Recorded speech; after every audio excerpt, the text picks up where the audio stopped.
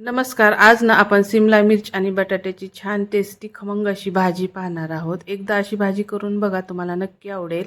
तर इथं ना आपण 4 ते 5 अशा सिमला मिर्च कापून घेतलेल्या आहेत. त्याच्यातल्या बिया काढलेल्या आहेत.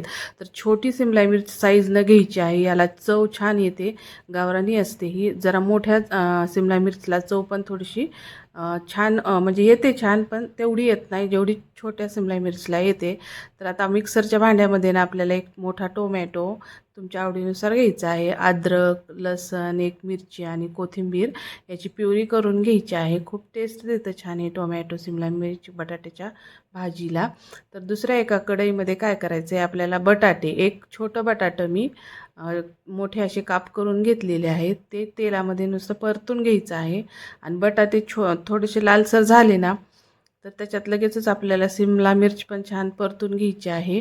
असं परतलेलं ना थोडंसं तळल्यासारखं होतं आणि त्याला चव छान येते या बटाटे आणि सिमला मिर्चला.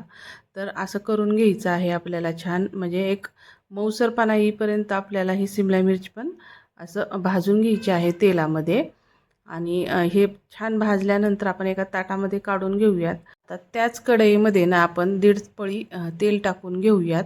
आणि तेल छान गरम झालं की जिरे, मोहरी, 4 मिरे, लवंगा आणि एक दालचिनीचा तुकडा टाकायचा आहे आपल्याला फोडणीला.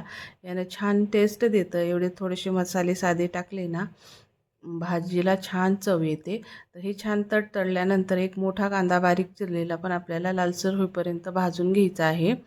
कांदा छान भाजून घ्यायचा आणि कांदा भाजल्यानंतर मग त्याच्यामध्ये आपल्याला केलेली प्युरी टाकायची आहे टोमॅटोची. आणि ती चांगली तेल सुटेपर्यंत भाजून घ्यायची आहे. या प्युरीला छान तेल सुटलं ना, मग त्याच्यामध्ये ना आपण थोडेसे मसाले टाकूयात. मसाले म्हणजे लाल तिखट आहे, हळद आहे, थोडीशी गरम मसाला आहे आणि मीठ आहे. इथं तुम्ही धनेपूडही टाकू शकता. आणि परत हे छान भाजल्यानंतर तेल सुटेपर्यंत मसाले पण भाजून घ्यायचे आहेत. मग त्याच्यामध्ये एक चमचा आपल्याला बेसन पीठ टाकायचं आहे. आणि तेवढंच आपल्याला शेंगदाण्याचं कूट पण टाकायचं आहे. एकतर घट्टसरपणा येतो भाजीला आणि चव पण छान देतं शेंगदाण्याच्या कुटामुळे किंवा बेसनामुळे. आणि हे छान भाजून घ्यायचं आहे.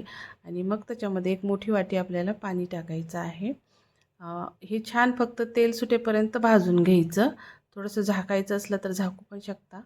आणि आता बघा, हे मिक्सरच्या भांड्यात जे मसाला थोडासा प्युरी शिल्लक होती त्यातच पाणी टाकून मी हे त्याच्यात पाणी टाकलेलं आहे. आणि ह्या पाण्याला छान उकळी आली की त्याच्यामध्ये आपल्याला बटाटे आणि सिमला मिरची जे आपण भाजून घेतलेली आहे ते टाकायचे आहे.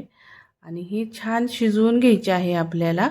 शिजवल्यामुळे एकतर तेल पण छान सुटतं, त्याला मऊसरपणा येतो भाजीला आणि चव छान लागते. अशी भरून सिमला मिरची करण्यापेक्षा ना, या पद्धतीनं जर तुम्ही सिमला मिरची करून खाल्ली ना, तर घरात मुले आवडीनं खातील. टिफिनला पण ही भाजी नक्की घेऊन जातील. आता हे छान आपल्याला तेल सुटेपर्यंत चांगलं शिजवून घ्यायचं आहे. आणि थोडीशी कोथिंबीर पण टाकलेली आहे. आणि थोडंसं आणखीन मी त्याला तेल सुटेपर्यंत शिजवून घेणार आहे. याच्यातलं पाणी थोडंसं सुकलं गेलं पाहिजे, आटलं गेलं पाहिजे. इतपत पाणी ठेवायचं असलं तर तुम्ही ठेवू शकतात, कारण भातावरही तुम्ही खाऊ शकता. पण थोडीशी सुकी केली ना, तर चपातीबरोबर, भाकरीबरोबर तुम्ही खाऊ शकता. त्यामुळं थोडंसं पाणी आटवून घ्यायचं. आता इतपत पाणी आटवलं आहे आपलं, इतपत ओलसर ठेवायची भाजी. मग ही आपल्याला पोळीबरोबर किंवा तुम्ही गरम गरम पुऱ्या केल्या त्याच्याबरोबर पण ही भाजी खूप छान लागते. पण सिमला मिर्च आणि बटाटा छान शिजू द्यायचं आहे त्याच्यातलं. आणि मग बघा, भाजीला टेस्ट खूप छान येते. तर एका प्लेटमध्ये आपण हे काढून घेऊया. तर अशा पद्धतीनं तुम्ही सिमला मिर्च आणि बटाट्याची भाजी नक्की करून बघा. व्हिडिओ आवडला तर लाईक, शेअर, सबस्क्राईब जरूर करा. धन्यवाद.